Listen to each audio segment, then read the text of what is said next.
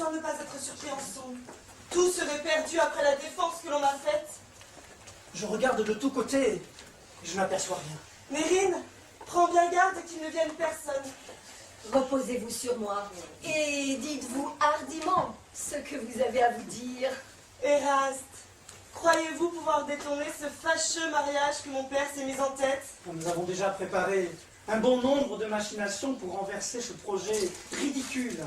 Et nous allons mettre tout en usage sur la permission que vous m'avez donnée. Bon, ne nous demandez point tous les ressorts que nous ferons jouer.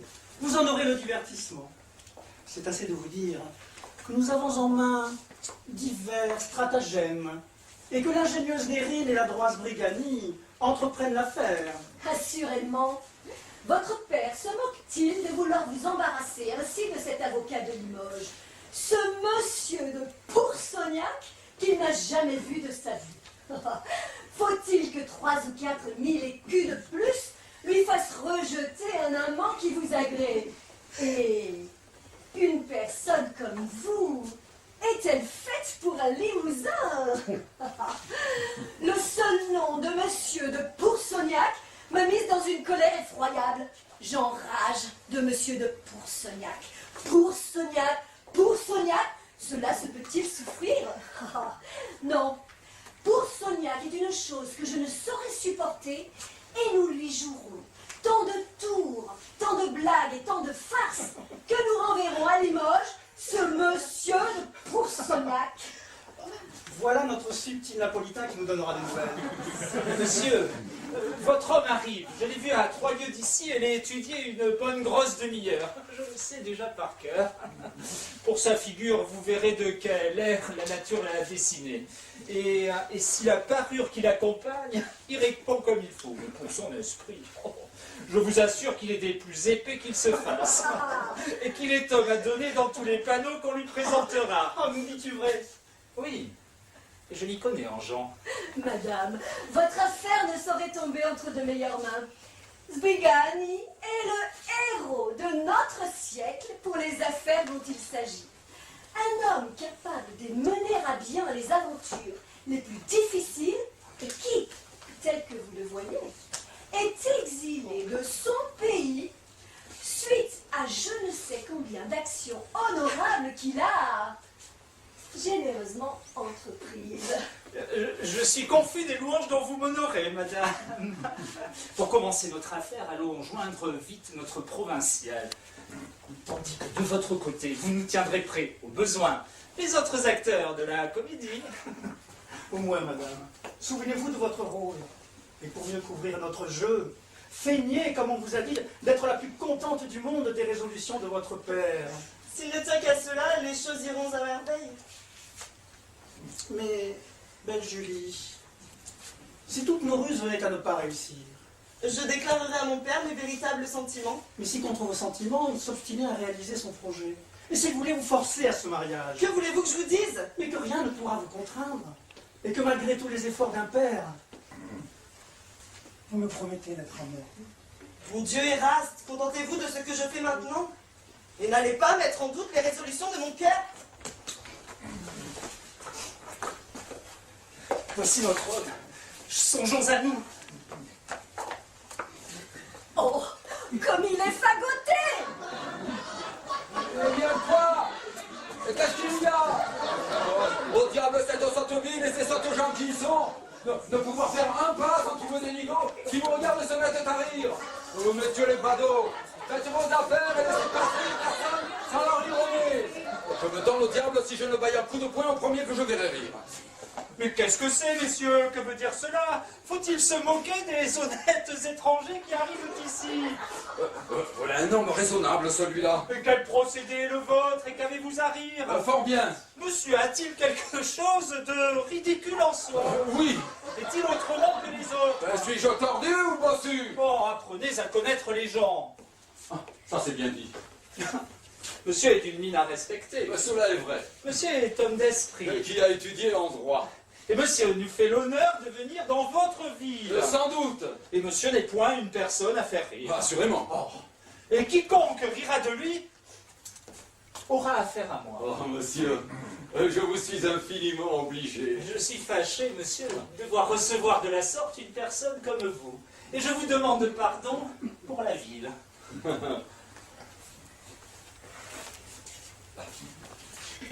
Monsieur, je suis votre serviteur.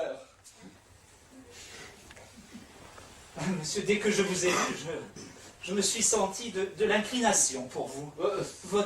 Votre physionomie m'a plu. Vous semblez beaucoup d'honneur. J'y ai vu quelque chose d'honnête, Je suis votre serviteur. quelque chose d'aimable, Ah, de gracieux, ah, de doux, ah, ah, de majestueux, ah, de franc ah, et de cordial. ah. Et je vous assure que je suis tout à vous. Oh, je vous ai beaucoup d'obligations. Et c'est du fond du cœur que je vous parle. Je le crois. J'aurai l'honneur d'être connu de vous. Vous sauriez que je suis homme tout à fait sincère. Mais je n'en doute point. Ennemi de la fourberie.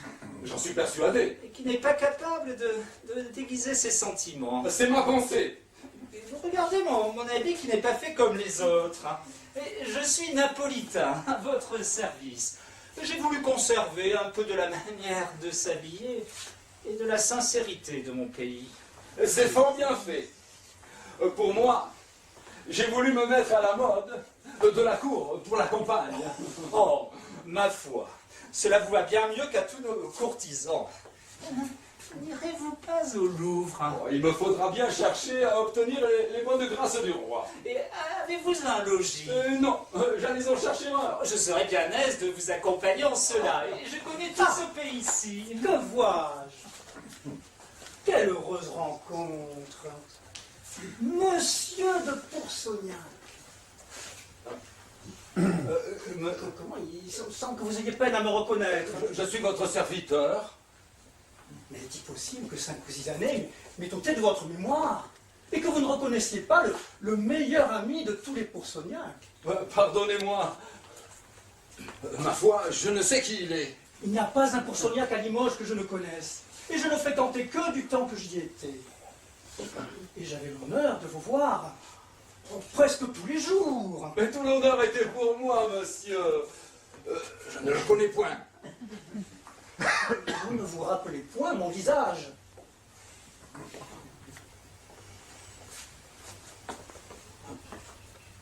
Mais si, bien sûr.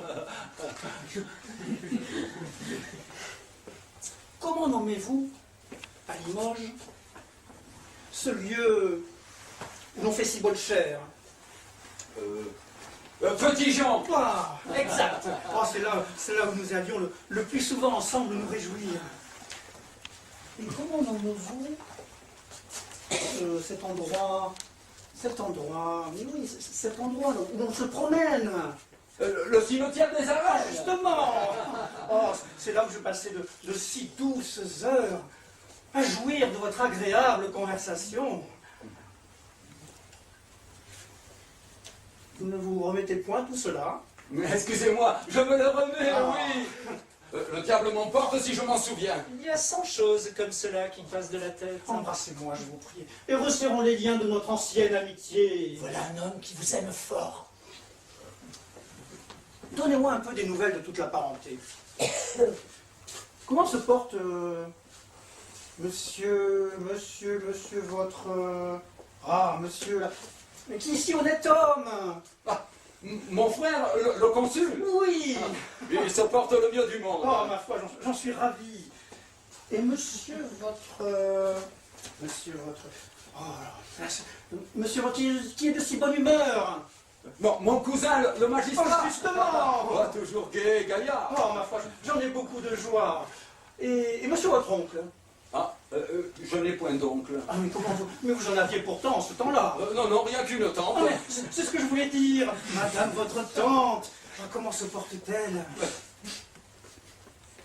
Elle est morte il y a 6 mois. Oh, hélas. Oh, la pauvre femme. Oh, elle était si bonne personne.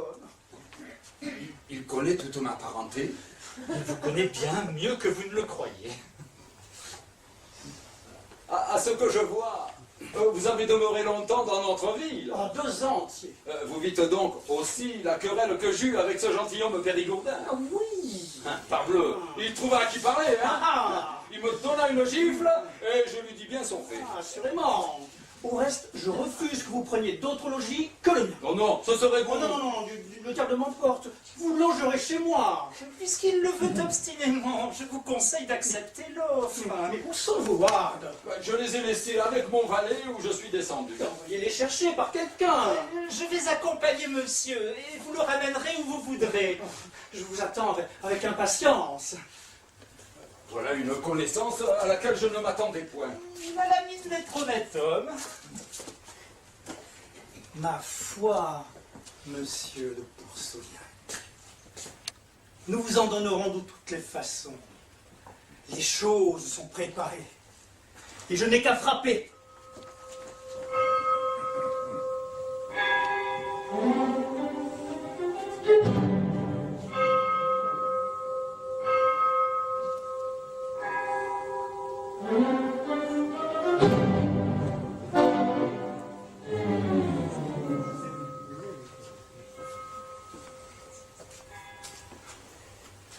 Je crois, monsieur, que vous êtes le médecin qui en est venu parler de ma part.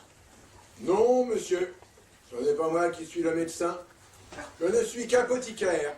Apothicaire indigne. Pour vous servir. Et monsieur le médecin est-il à la maison? Oui, il est là. Il est embarrassé à expédier quelques malades.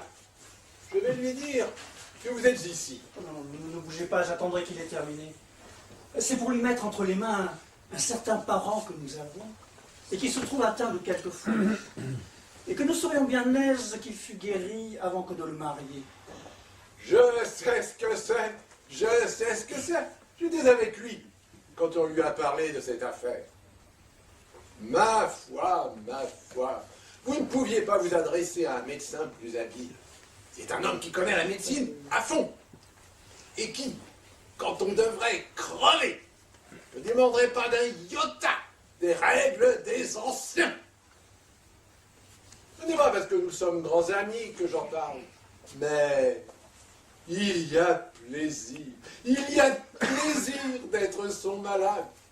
Et j'aimerais mieux mourir de ces remèdes que de guérir de ceux d'un autre. Et puis, quoi qu'il puisse arriver, les choses sont toujours dans l'ordre. Et quand on meurt sous sa conduite, vos héritiers n'ont rien à vous reprocher. C'est une grande consolation pour un défunt. Assurément. Et l'on est bien aise de mourir méthodiquement. C'est un homme expéditif. Expéditif. Il aime à dépêcher ses malades. Et quand on a à mourir avec lui, cela se fait le plus vite du monde. Voilà déjà 3 de mes enfants dont il m'a fait l'honneur de conduire la maladie et qui sont morts en moins de 4 jours et qui, entre les mains d'un autre, auraient langui plus de 3 mois. Il est bon d'avoir des amis comme cela. Le voici, le voici, le voici qui vient. C'est moi, monsieur, qui vous ai envoyé parler ces jours passés. Pour un parent un peu troublé d'esprit que je veux vous donner chez vous, afin de le guérir avec plus de commodité. Oui, monsieur, j'ai déjà disposé de tout.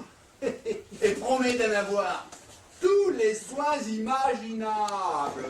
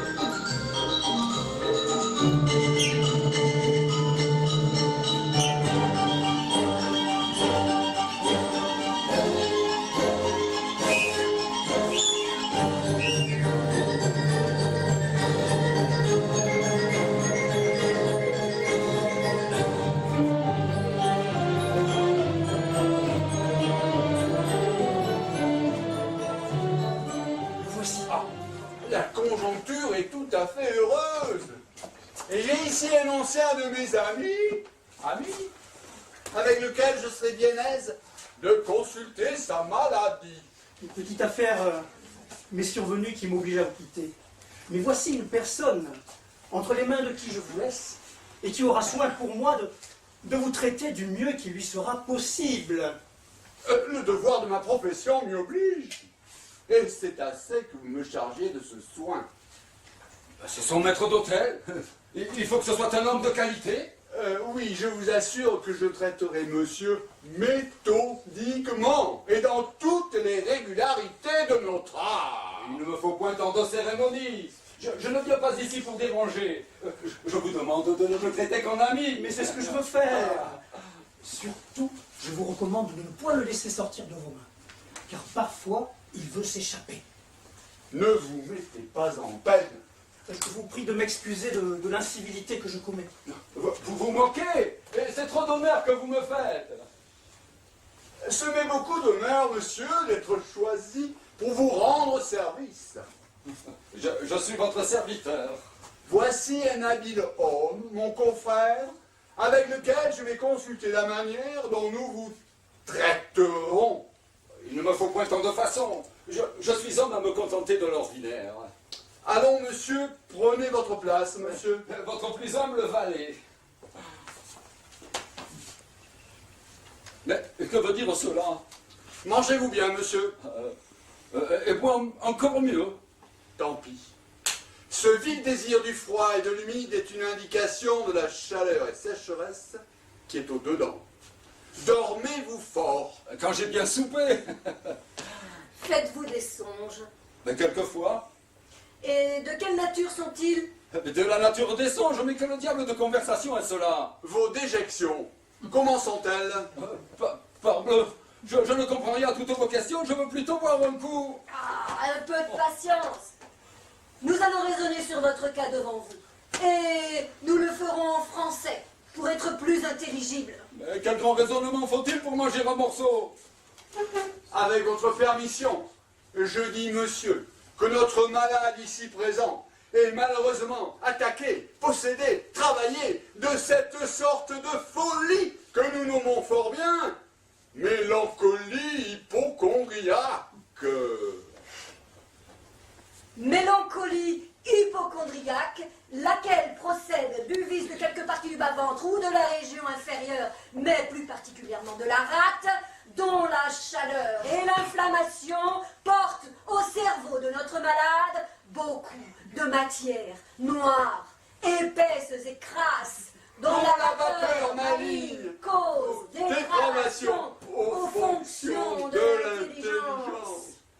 Pour preuve de ce que nous avançons, vous n'avez qu'à considérer cette physionomie, ces yeux rouges et hagards, cette constitution du corps menue, grêle, noire et velue. Lesquels signes le dénotent très affecté par la maladie, laquelle pourrait bien dégénérer, ou en folie, ou en phtisie, ou en apoplexie, voire même en totale frénésie ou fureur. Il ne sera pas difficile de convenir des remèdes que nous devons faire à monsieur. Premièrement, je suis d'avis qu'il soit saigné libéralement, c'est-à-dire que les saignées soient fréquentes et plantureuses. Et, si le mal est opiniâtre, de lui ouvrir la veine du front, et que l'ouverture soit large afin que le gros sang puisse sortir. Et de le purger par purgatifs propres et convenables. Il est à propos ensuite qu'il prenne un bain d'eau pure et nette, pour purifier par l'eau la féculence de l'humeur crasse.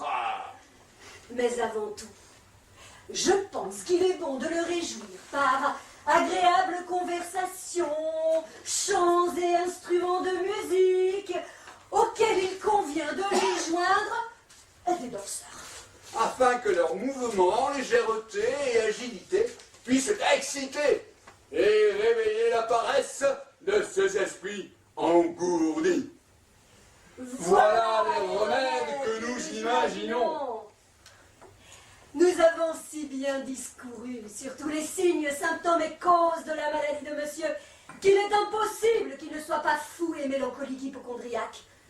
Et quand il ne le serait pas, il faudrait qu'il le devint. Pour la beauté des choses que nous avons dites et la justesse du raisonnement que nous avons fait. Tout ce que j'y voudrais ajouter, c'est de faire les saignées et les purgations en nombre impair, et de lui donner tout à l'heure un petit lavement en guise de prélude et d'introduction à tous ces judicieux remèdes. Il ne nous reste rien ici que de féliciter monsieur d'être tombé entre nos mains. Messieurs, il y a 1 heure que je vous écoute. Est-ce que nous jouons une comédie? Non, monsieur, nous ne jouons point. Et qu'est-ce que tout ceci, que voulez-vous dire avec votre galimatière et vos sottises? Bon, dire des injures, voilà un diagnostic qui manquait à notre raisonnement et cela pourrait bien tourner en manie. Mais avec qui m'a-t-on mis ici? Oh, autre diagnostic, la sputation fréquente. Laissons cela et partons d'ici. Autre encore, le besoin incessant de changer de place. Oh, mais qu'est-ce que toute cette affaire? Et comment voulez-vous? Vous guérir, selon l'ordre qui nous a été donné. Me guérir? Oui, Parbleu, je ne suis pas malade. Ah, mauvais signe lorsqu'un malade ne sent pas son mal. Mais puisque je vous dis que je me porte bien. nous sommes médecins qui voyons clair dans votre constitution et nous savons mieux que vous comment vous vous portez. Si vous êtes médecin, je n'ai que faire de vous et je me moque de la médecine. Voilà un homme plus fou que nous ne pensons. Allons, procédons à la curation. Et par la douceur de l'harmonie qui provoque le rire, adoucissons, apaisons et tranquillisons les grains de ces esprits que nous voyons prêts à s'enflammer. Mais que diable est cela? Les gens de ce pays-ci sont-ils insensés? Je n'ai jamais rien vu de tel et je n'y comprends rien du tout.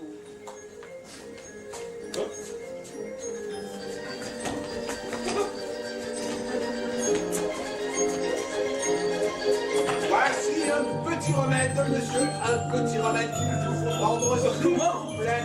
S'il vous plaît. Je n'ai que faire de cela. A été ordonné, Que de bruit.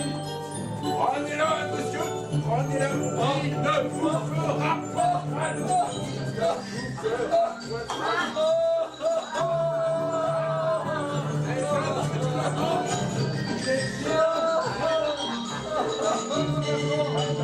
Nettoyez, nettoyez, l'énergie. Nettoyez, l'énergie.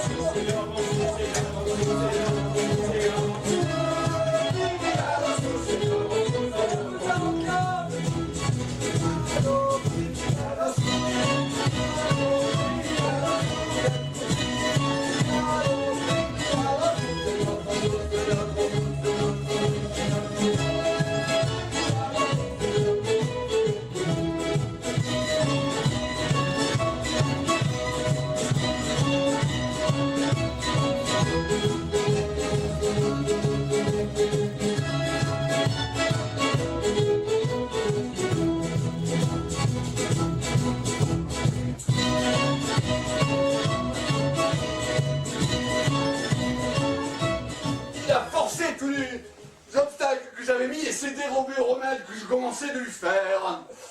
C'est être bien ennemi de soi-même que de vouloir fuir des remèdes aussi salutaires que les vôtres. Mais vous l'auriez guéri au la main. Sans doute, même s'il avait eu complication de 12 maladies. Cependant, voilà 50 pistoles bien acquises qu'il vous fait perdre. Ah, moi je n'entends point les perdre et prétends le guérir, quoi qu'il fasse. Il est lié et engagé à mes remèdes, et je le ferai saisir où je le trouverai, comme déserteur de la médecine, et pour non-respect de mes ordonnances. Mais vous avez raison, vos remèdes étaient un coup sûr, mais c'est de l'argent qu'il vous vole. Où puis-je en avoir des nouvelles? Chez le bonhomme Oronte, assurément, dont il vient épouser la fille, et qui, ne sachant rien de l'infirmité de son gendre futur, voudra se hâter de conclure le mariage. Je vais lui parler tout à l'heure. Il est pieds et poings liés à mes consultations. Et un malade ne se moquera pas d'un médecin. Je vais de mon côté dresser une autre machination, et le beau-père est aussi dupe que le gendre.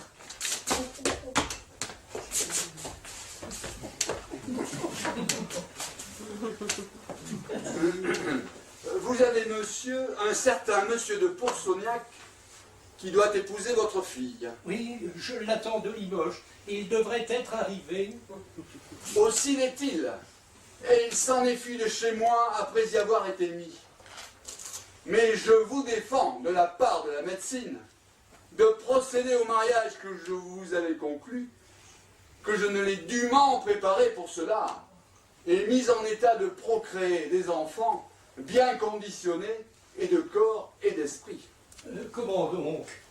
Votre prétendu gendre a été constitué mon malade.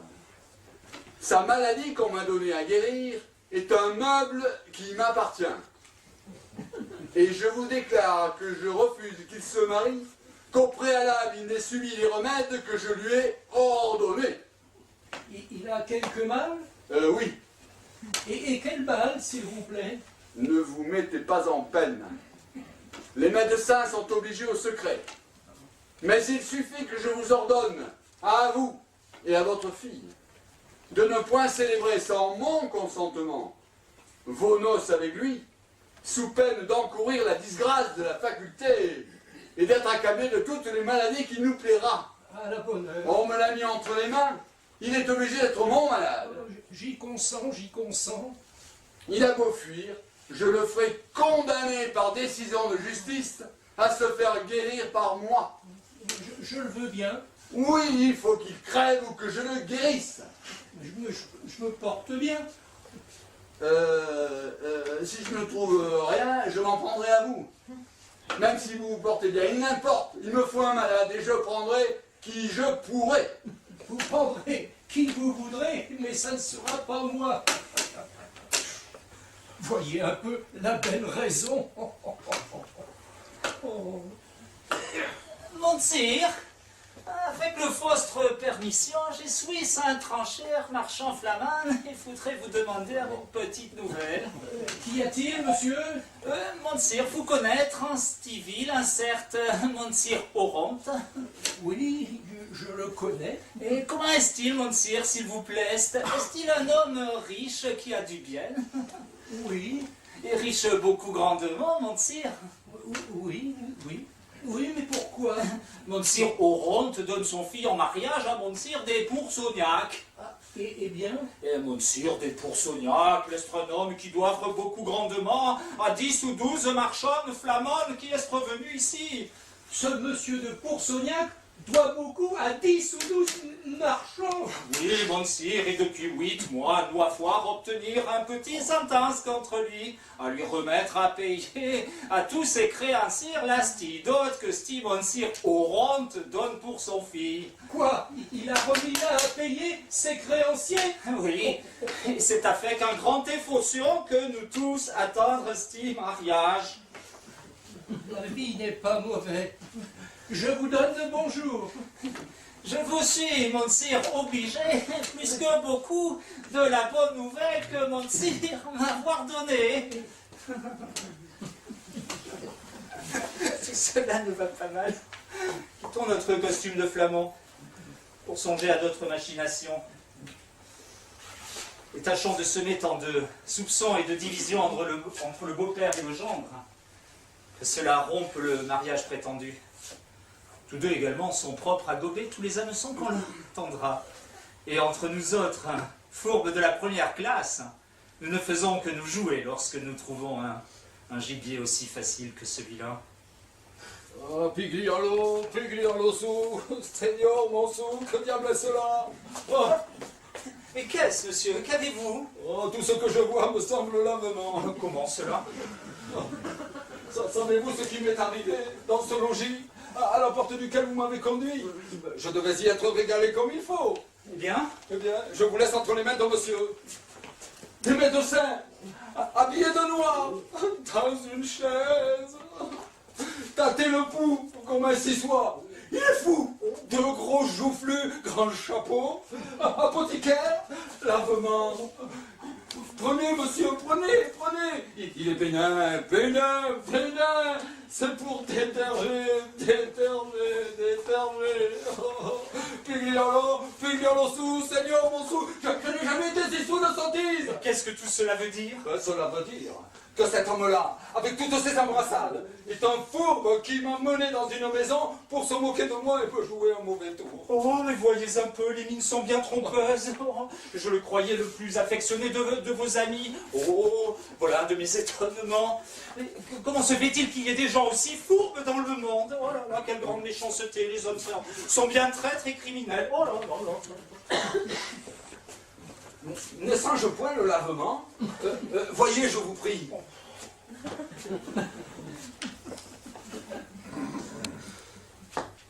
Oh!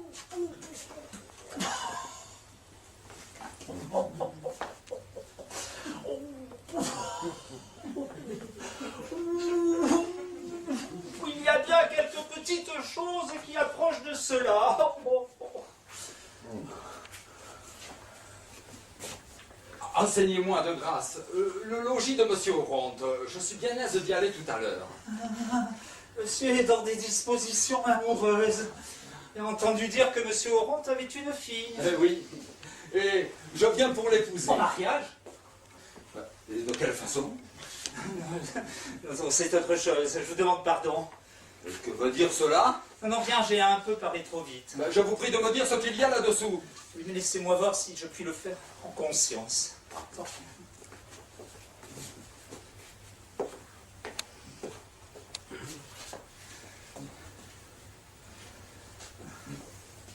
C'est un homme qui cherche son bien et tâche de pourvoir sa fille le plus avantageusement possible. Et il ne faut nuire à personne. Ce sont quelques petites choses connues à la vérité, cela est vrai. Et d'un autre côté, un étranger que l'on veut surprendre, avec qui, de bonne foi, vient se marier avec une fille qu'il ne connaît pas et n'a jamais vue. Un gentilhomme plein de franchise, pour qui je me sens de l'inclination, qui me fait l'honneur de me tenir pour ami et prend confiance en moi. Oh, oui, monsieur. Je crois que je puis vous dire les choses sans blesser ma conscience. Mais tâchons de vous les dire le plus doucement possible et d'épargner les gens le plus que nous pourrons. Vous dire que cette femme-là mène une vie déshonnête serait un peu trop fort. Cherchons quelques termes plus doux pour nous expliquer. Le mot de galante aussi n'est pas assez. Celui de femme légère et facile me semble propre à décrire ce que nous cherchons, et je puis m'en servir pour vous dire honnêtement ce qu'elle est. On veut donc me prendre pour dupe. Je ne veux point porter sur la tête un chapeau comme celui-là. Et l'on aime à aller le front levé dans la famille des Poursoniac. Oh, voici le père. Ce vieillard-là? Oui, mais je me retire. Bonjour, monsieur, bonjour. Serviteur, monsieur, serviteur. Vous êtes monsieur Oronte, n'est-ce pas? Oui. Et moi, monsieur de Poursoniac. Ah, la bonne heure. Croyez-vous, monsieur Oronte, que les Limousins soient des sots? Croyez-vous, monsieur de Poursoniac, que les Parisiens soient des bêtes? Vous imaginez-vous, monsieur Oronte, qu'un homme comme moi soit si affamé de femmes? Vous imaginez-vous, monsieur de Poursoniac, qu'une fille comme la mienne sois si affamé de mari. On vient de me dire, mon père, que monsieur de Pourceaugnac est arrivé. Oh. Le voilà sans doute, et mon cœur me le dit. Il est bien fait. Il a bon air, et que je suis contente d'avoir accepté que je l'embrasse. Doucement, ma fille, doucement. Tu dis au calot galante et comme elle fait feu de le premier abord. Je voudrais bien savoir, monsieur de Pourceaugnac, par quelle Que je raison suis aise de venez. vous voir et que je ma peux fille, pas passer. ôtez-vous de là. Oh, quelle femme grivoise. Je voudrais bien, dis-je, savoir pourquoi, s'il vous plaît, vous avez la hardiesse de... Ah, ma fille, ôtez-vous de là, vous dis-je. Ne voulez-vous pas que je dise des mots tendres à l'époux que vous m'avez choisi? Rentrez, vous dis-je. Comme nous lui plaisons. Quand est-ce donc que vous me marierez avec monsieur? Jamais, et qui n'est pas pour lui. Mais je le veux avoir, moi, puisque vous me l'avez promis. Oh, si je te l'ai promis, je te le dépromets. Vous avez beau dire, nous serons mariés ensemble, en dépit de tout le monde. Oh, je vous en empêcherai bien tous les deux, je vous assure. Vous êtes-vous mis dans la tête que Léonard de Pourceaugnac soit homme à acheter champ en poche, qu'il n'est point assez de jugeote pour se conduire, pour se faire informer de l'histoire du monde et voir en ce mariage si son honneur a toutes ses sûretés? Je ne sais pas ce que cela veut dire, mais vous êtes-vous mis dans la tête qu'un homme de 63 ans ait si peu de cervelle et qu'il considère si peu sa fille que de la marier avec un homme qui a ce que vous savez et qui a été mis chez un médecin pour être traité. C'est le mauvais tour que l'on m'a fait, et je n'ai aucun mal. Mais le médecin me l'a dit lui-même. Le médecin a menti. Je suis gentilhomme, et je le veux voir l'épée à la main. Je sais ce que j'en dois croire, et vous ne m'abuserez pas là-dessus, non plus que sur les dettes dont vous avez promis de vous acquitter sur la dot. Quelle dette? Inutile de feindre, j'ai vu le marchand flamand qui, avec les autres créanciers, a obtenu depuis 8 mois sentence contre vous. Quel marchand flamand?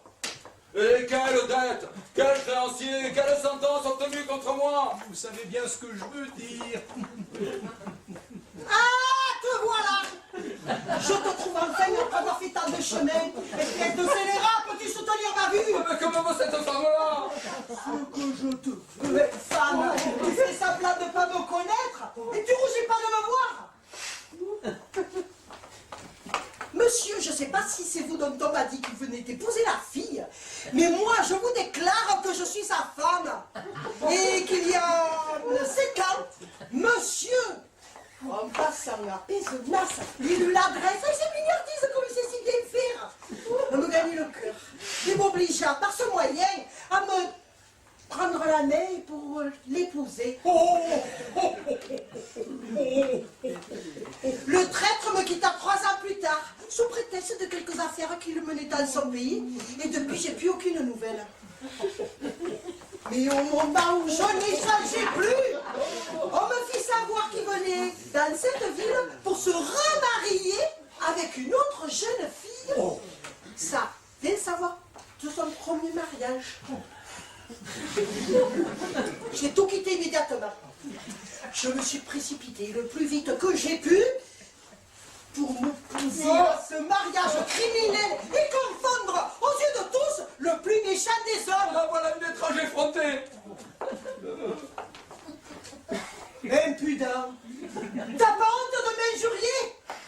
Au lieu d'être confus des reproches secrets que ta conscience doit te faire. Moi, je suis votre mari. Ose dire le contraire. Ah, tu sais bien pour la peine que ce n'est que trop vrai. Et plutôt ciel que cela ne fût pas que tu m'eusses laissé dans l'état d'innocence où j'étais de trouver que c'était jamais des tromperies ne m'en fassent malheureusement sortir.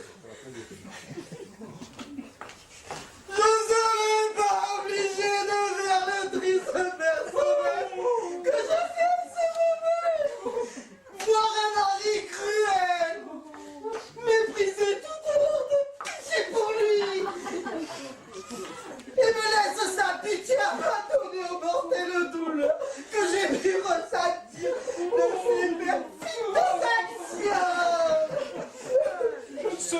m'empêcher de pleurer. Je ne comprends rien à tout cela. Allez, vous faites, allez. Ah, je suis tout essoufflée. Je n'en... Fanfaro. Mais tu me baffes à courir. Oh, mais tu m'écaperas pas. Justice. Je boute empêchement au mariage. Je m'en mérite, monsieur. Et je veux faire peindre. Je peux en peindre. Mais quel diable d'homme est-il celui-ci? Que voulez-vous dire avec votre empêchement et votre pendaison? Quel homme est donc votre mari? Ouais, mesdames. Je m'en mérite. Et je suis sa femme. C'est faux! C'est moi qui suis sa femme! Et s'il doit être pendu, c'est moi qui le ferai pendre! Ah, non, je n'entends mais c'est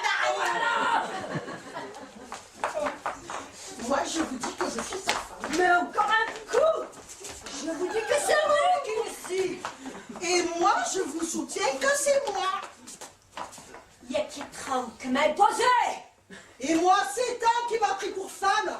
J'ai des garants de tout ce que j'ai dit. Et moi, tout mon pays le sait. Tout le pays en est témoin. Tout Pézenas était témoin à notre mariage. Je suis content. Ah, je suis mon os. Oses-tu dire le contraire, Rose? Ah, tu me l'as dit, méchant homme. Au secours, où fuirai-je? Oh, je n'en peux plus. Allez, vous ferez bien de me faire punir. Et il mérite d'être pendu. Oui, pendu. Pendu.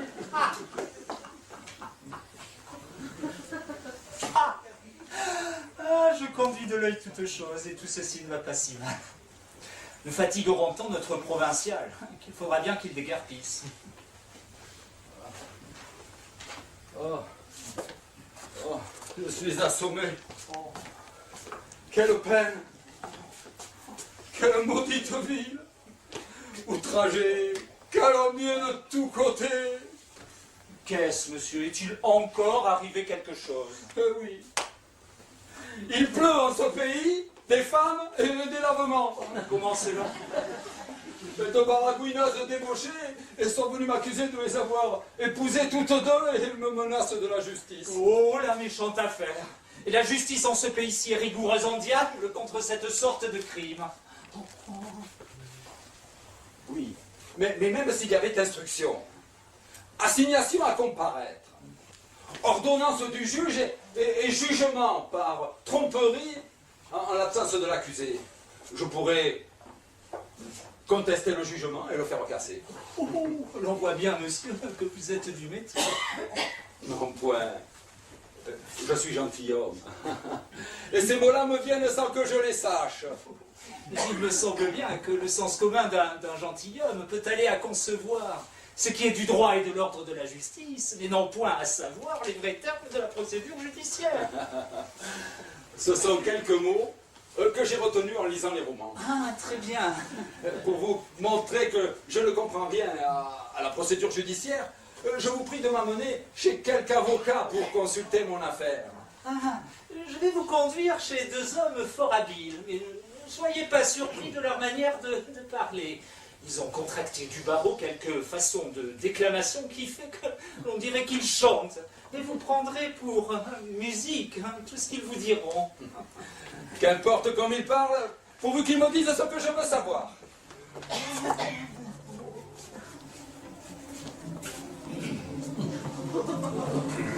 La polygamie est un cas standard. Votre fait est clairement de tout le droit sur cet endroit contre le droit. Si vous consultez nos auteurs, législateurs et glosateurs, qu'un homme ancien des déjà, c'est un homme si capable, la polygamie est un cas pendable. Les peuples policés et bien censés, sur ce fait, est le droit standard. Et l'affaire est sans La polygamie est un cas pendable. La polygamie est un cas pendable.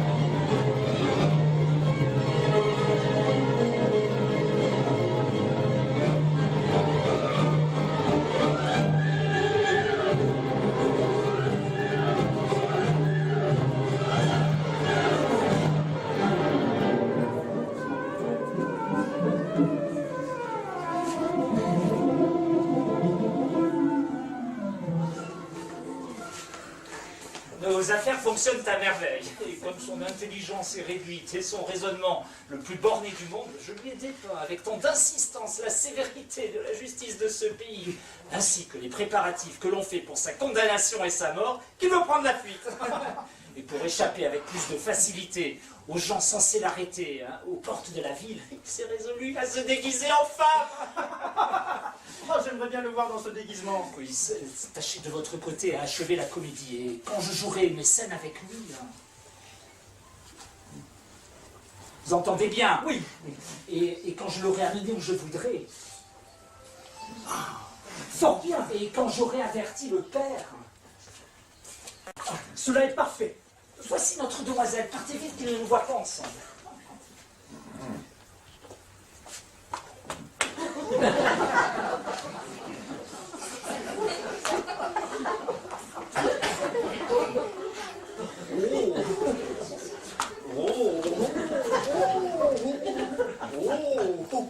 Ma foi, cela vous va bien mieux qu'à tous nos courtisans. Plus, on dirait une femme de noble naissance. Je m'étonne qu'en ce pays-ci, les formes de la justice ne soient point observées. Mais je vous l'ai déjà dit. Ici, ils commencent par faire pendre un homme, ensuite ils lui font son procès. Ben voilà une justice bien injuste. Mais elle est sévère comme tous les diables, surtout sur ces sortes de crimes. Oui, mais quand on est innocent... Mais ils ne se soucient pas de cela. Et dans ce pays, ils ont une haine effroyable contre les gens comme vous. Et rien ne leur fait plus plaisir que de voir pondre un limousin. Mais qu'est-ce que les limousins leur ont Mais fait? ce sont des brutes, ennemis de la gentillesse et du mérite des autres villes. Vous savez, je suis très inquiet pour vous. Je ne me consolerai jamais de ma vie si vous deviez être pendu. Au reste, entraînez-vous. Quand je vous prendrai par la main, à bien marcher comme une femme.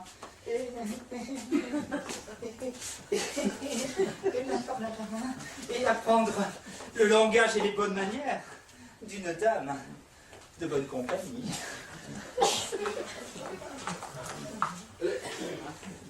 Laissez-moi faire. J'ai observé les personnes de condition. Tout ce qu'il y a, c'est que j'ai un peu de barbe. Mais non, votre barbe n'est rien. J'ai vu déjà beaucoup de femmes qui en ont autant que vous. Très bien, comment vous allez vous y prendre?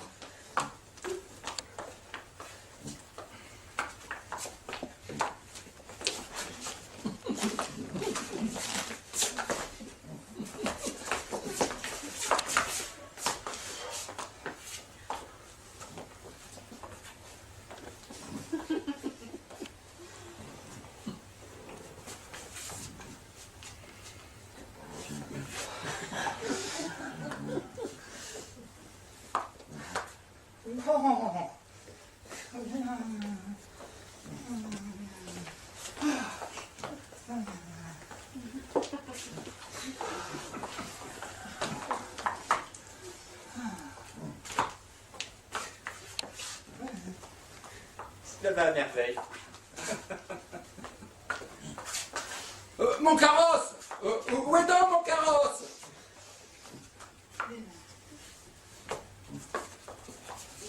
Ah! Mon carrosse! Où est donc mon carrosse? Oh! Ah, qu'il est misérable d'avoir des gens comme cela! Devrais-je attendre toute la journée sur le pavé avant qu'on ne fasse venir mon carrosse? Voilà! Cocher! Petit laquais! Petit laquais! Oh! Petit laquais! Mais où est donc ce petit laquais? Ce petit laquais ne se trouvera-t-il pas? Ne me fera-t-on pas venir ce petit laquais? Mais je n'offre un petit laquais dans le monde! C'est tout à fait exceptionnel. Je remarque une petite chose. Votre perruque est un peu fine. Je vais aller en chercher une autre qui vous couvre mieux le visage. Des fois que vous feriez une rencontre. Attendez-moi, je reviens tout de suite. Vous n'avez qu'à vous promener.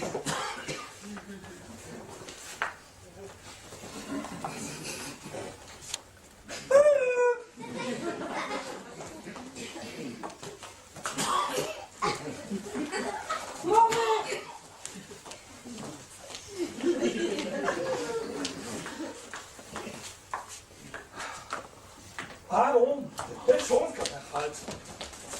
Il faut aller tout de nous à la crève pour regarder un peu ce monsieur von Porsognac, qu'il a été condamné par ordonnance à être pendu par son cou.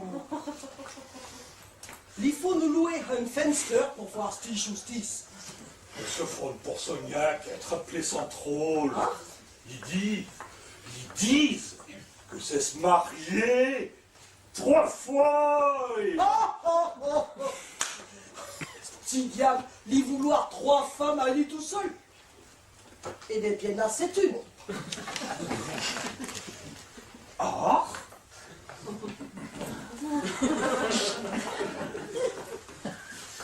Bonjour, Fräulein. Bonjour, messieurs. Que faire-vous là tout seul? J'attends mes jours, messieurs, oui. Vous êtes très belle, mademoiselle. Tout seulement. Bien, ça va. Vous vouloir venir avec nous à la cour, nous faire voir à vous un petit pendement bien joli, d'un gentilhomme limousin qui sera pendu gentiment. Un grand beau temps. Je n'ai pas la curiosité.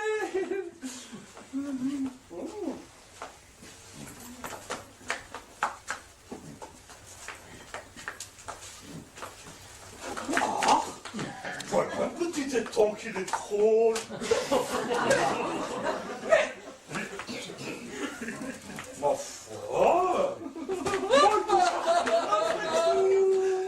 Ça m'est trop. C'est sorti d'ordure. Ne se disons pas une femme de ma condition. Laisse-toi, c'est moi qui me coucherai avec elle. Voilà, je te dis, laisse-moi. Arrête!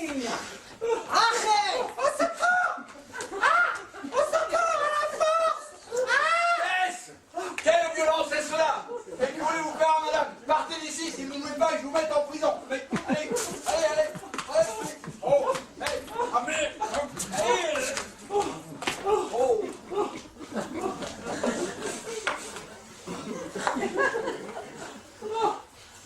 Je me suis infiniment obligé, monsieur, de m'avoir délivré de ces insolents. Ouais. Mais voilà un visage qui ressemble bien à celui qu'on m'a dépeint. Car ce n'est pas moi, je vous assure. Ah. Que veut dire cela? Je ne sais pas. Et pourquoi donc dites-vous cela? Pour rien. Voici un discours qui signifie quelque chose et je vous arrête, prisonnier. Ah non. Votre mine et vos discours prouvent que vous êtes ce monsieur de Porsognac que nous recherchons, qui se soit déguisé de la sorte. Et vous venez immédiatement en prison, immédiatement. C'est là. Ciel! Mais que veut dire ça? Ils m'ont reconnu. Mais c'est de quoi je suis ravi. Oh, monsieur, vous savez que nous sommes amis depuis longtemps. Je vous conjure de ne pas le mener en prison. Non, cela m'est impossible. Attendez. Vous donnez de l'argent vite, on devrait pouvoir... Quelle santé ta vie, Vite, voulez-vous qu'il vous emmène vite? Tenez, monsieur. Combien y a-t-il?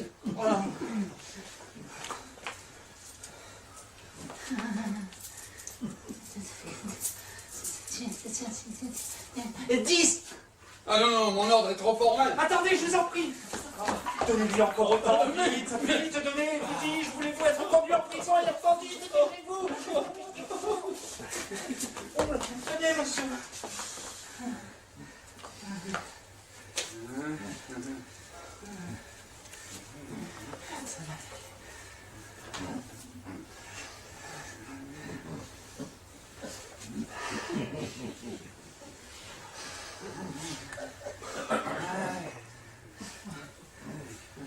Bon, je suis obligé de partir avec lui car je ne serai pas en sûreté ici.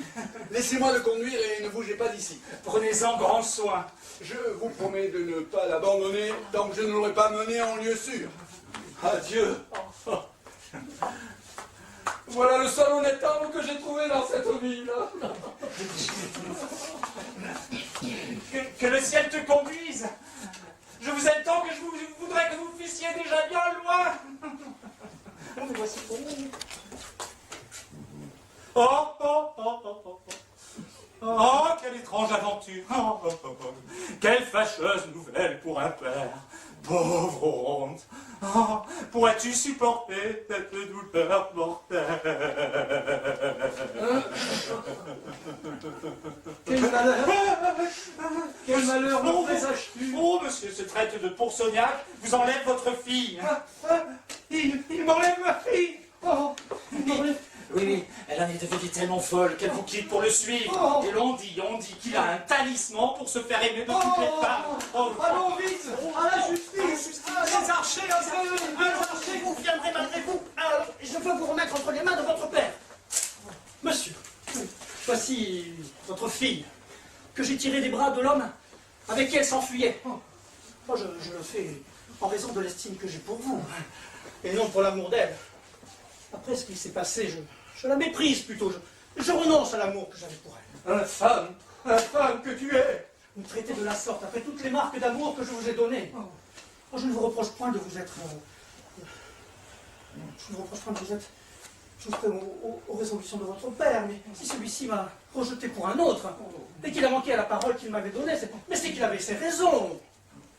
On lui a fait croire que cet autre est plus riche que moi de 4 ou 5 000 écus. Mais vous affirmez en un instant pour un nouveau venu, et le suivre honteusement, sans le consentement de monsieur votre père, c'est une chose condamnée de tout le monde. Eh bien oui. J'ai conçu de l'amour pour lui et j'ai voulu le suivre, puisque mon père me l'avait choisi pour époux.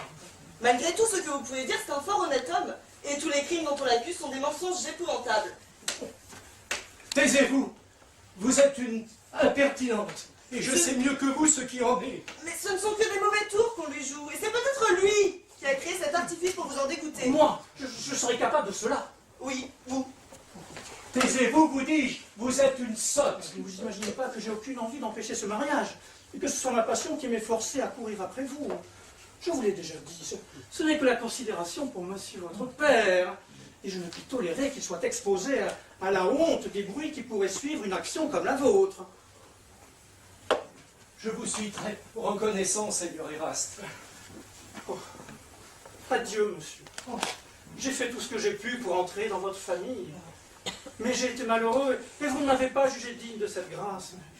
Mais cela n'empêchera pas que je conserve pour vous tous les sentiments d'estime et de vénération que vous méritez. Et si je n'ai pu être votre gendre, au moins serai-je éternellement votre serviteur. Arrêtez! Arrêtez, Seigneur Eraste. Votre procédé me touche l'âme. Et je vous donne ma fille en mariage. Je ne veux point d'autre époux que monsieur de Poursognac. Et moi, j'exige que tu prennes le Seigneur Eraste. Donne ta main. Je refuse. Tu vas comprendre ce qu'est l'autorité d'un père. Ne faites point violence, je vous en supplie. Mais c'est à elle à m'obéir. Et je saurai rester le maître. Ne voyez-vous pas tout l'amour qu'elle a pour ce monsieur de Poursognac? Voulez-vous que je possède un corps? Aucun autre possédera le cœur. Mais c'est un sort qu'il vient jeter. Mais vous verrez qu'elle changera de sentiment avant longtemps. Donnez-moi votre main. Allons. Je ne veux pas. Oh, que de bruit pour rien. Votre main, vous dis-je. Oh. Oh. Oh. Ce n'est pas pour l'amour de vous que je vous donne la main. Ce n'est que de monsieur votre père dont je suis amoureux.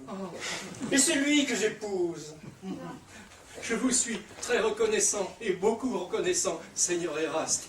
Et j'augmente de 15 000 écus, non, 10 000 écus, le mariage de ma fille. Allons, qu'on fasse venir le notaire pour établir le contrat.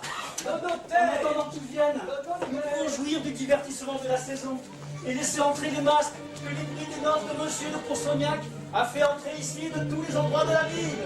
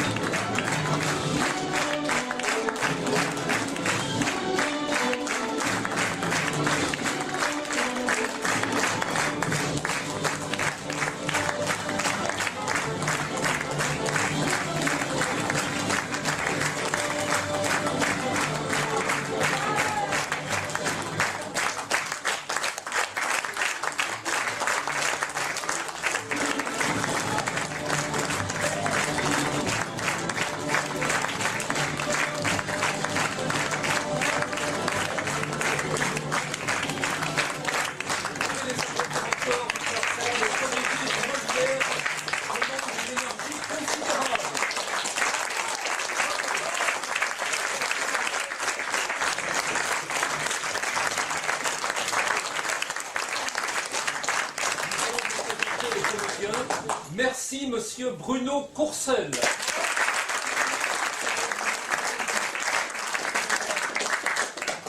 Julie Clémence Mondou.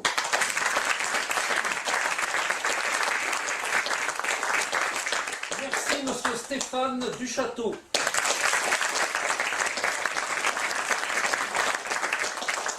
Merci Christophe Louvers.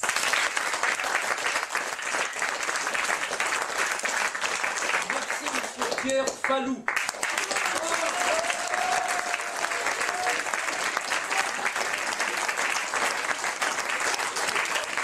Christelle Guichard.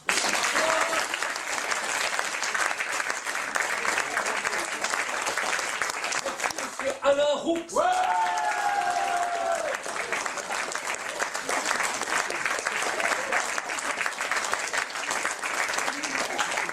Dany Thierry Naval.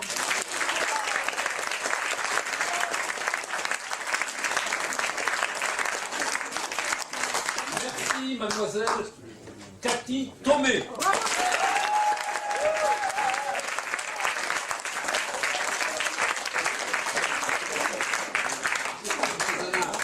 Et merci, monsieur Didier Paris.